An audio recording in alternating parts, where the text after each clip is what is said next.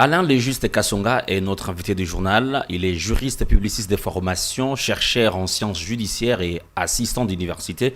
À qui je dis merci et bienvenue. Oui, monsieur Harry, bonjour. Merci bien. La première question de notre entretien. Aujourd'hui, on parle du droit du numérique. On parle de l'ordonnance loi sur le numérique. Aujourd'hui, en quoi se résument les droits du numérique? Donc, c'est une meilleure question, mais avant tout que je puisse donner les résumés de l'ordonnance loi, il serait bien que je parle d'abord de la genèse des droits numériques.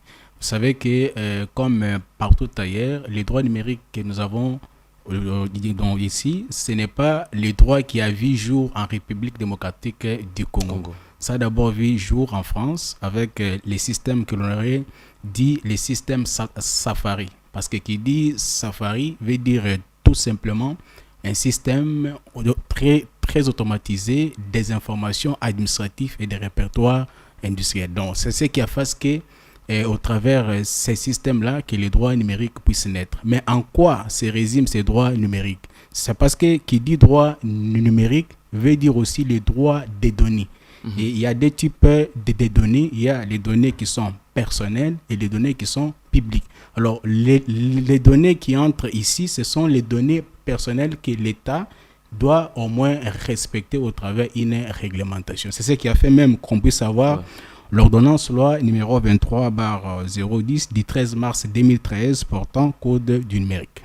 Et justement, la question est celle de savoir, avec aujourd'hui un code du numérique, la RDC a un code du numérique, qu'est-ce qui change dans la considération de cet instrument juridique? Donc, ce qui change au moins, c'est quoi? C'est juste au moins assainir dans les systèmes informatiques au sein de notre pays, parce que vous aurez constaté qu'il y avait certaines publications qui se faisaient dans les réseaux sociaux, mais qui ne cadraient pas réellement avec la logique voulue.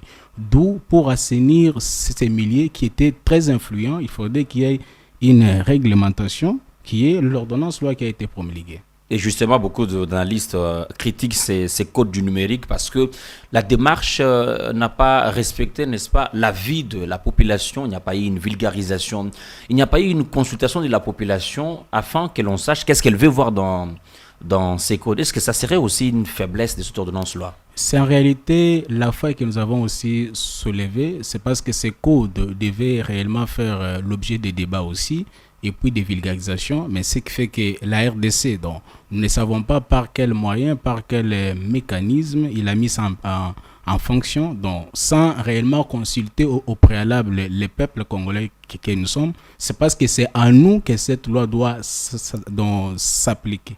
Alors il faudrait au moins de départ qu'il y ait certains débats dans des médias pour savoir qu'est-ce qu'on doit faire afin qu'on ne puisse pas tomber dans les dérives de la loi. Il ne peut pas arriver un jour que quelqu'un ignore cette loi. Or, il existe chez nous déjà un principe, je crois à l'article 62 de la Constitution, qui vous dit « Nul n'est censé ignorer la loi ».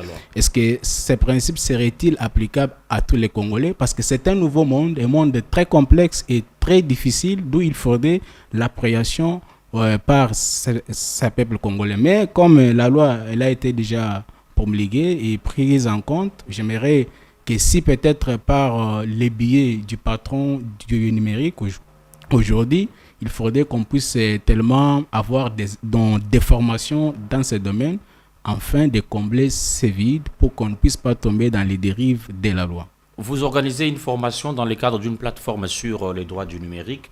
Et justement, dites-nous, est-ce que cette ordonnance loi, ces codes du numérique, est-ce une innovation ou un mimétisme? Donc, en réalité, parler de l'innovation ou du mimétisme, je ne saurais pas comment me situer, mais je vais être entre les deux. C'est d'un côté une innovation et de l'autre côté le mimétisme, parce que vous constaterez que la plus grande partie, même des infractions qui sont consacrées au sein de notre code, ça se retrouve en droit français et puis ça se fait là-bas. Mais je comprends que les pays peuvent aussi se développer sur base de l'étude comparative.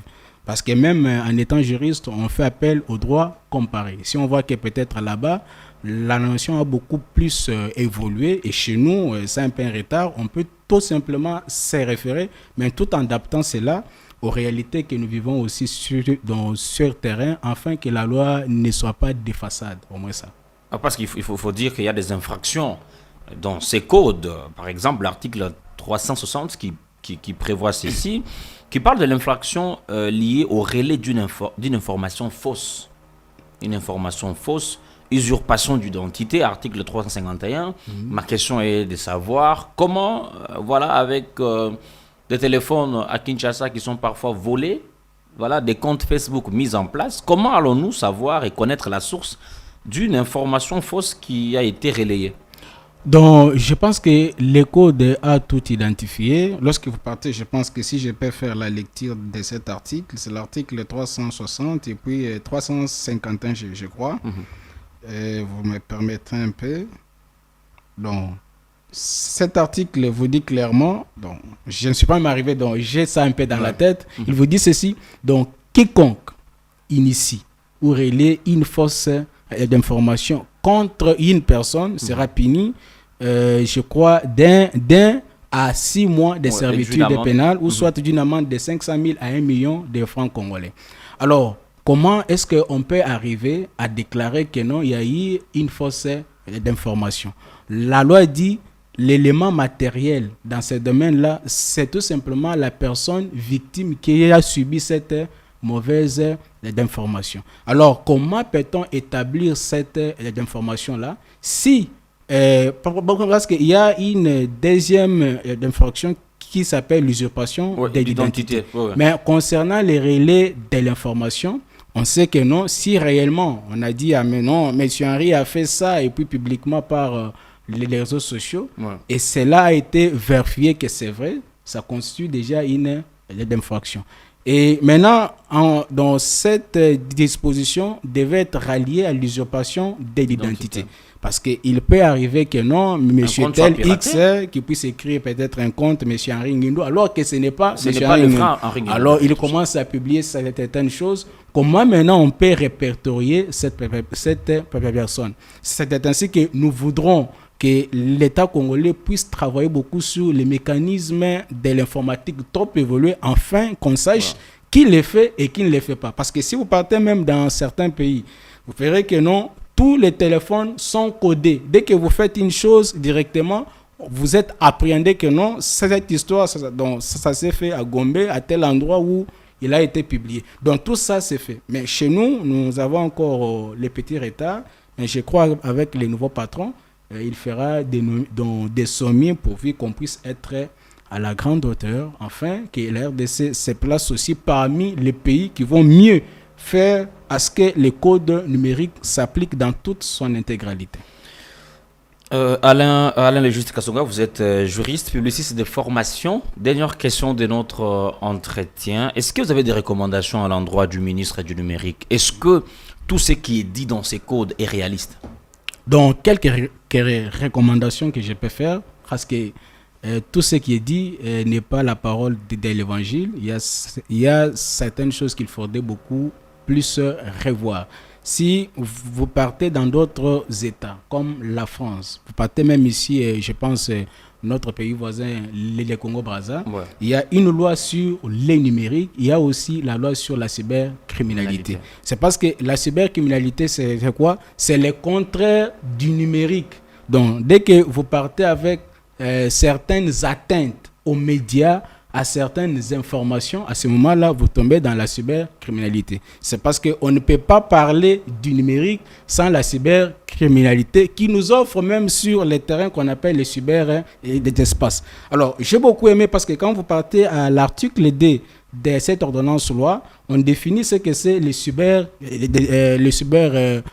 donc la cybersécurité, le cyberespace, mais on ne nous a pas donné au moins une loi qui détaille en profondeur ce que c'est la cybersécurité, le cyberespace et aussi la cybercriminalité. Alors, la recommandation que je ferai au patron du numérique, c'est d'avoir aussi une loi sur la cybercriminalité qui va au moins nous aider à avoir un raisonnement approprié. Parce que quand vous êtes juriste et vous partez devant les juridictions, il faudrait être assis. On ne doit plus seulement se résumer que non, l'article D, point tel, définit la cybercriminalité sur une simple définition, alors qu'en détail, nous n'avons pas toutes les atteintes qui contribuent à ce que le numérique soit déformé dans la logique qui évolue. C'est ainsi que c'est la recommandation que je leur ai faite. Et d'ailleurs même, je profite de votre plateau, je leur ai dit qu'après la formation que nous organisons, on doit faire de notre mieux pour voir les patrons du numérique avec une proposition de loi sur la cybercriminalité. Très bien. Nous sommes en train d'y travailler avec mes collègues. C'est par là que j'ai salué Maître IRM et aussi Maître Célestin. Nous y travaillons sur ça et nous voudrons que non, par peut-être votre canal, si peut-être il nous suit, qui nous autorise au moins de lui apporter cette proposition de loi sur la cybercriminalité que nous sommes en train d'y travailler et je pense qu'à bientôt, le travail sera abattu et nous aurons des résultats escomptés. Je crois que les portes du ministre Eberhard, ministre du numérique en RDC, sont ouvertes pour tous citoyens congolais. Mesdames et messieurs, c'est la fin de votre rubrique Invité du journal. Henri Guindou, je vous fixe rendez-vous au prochain rendez-vous de l'actualité.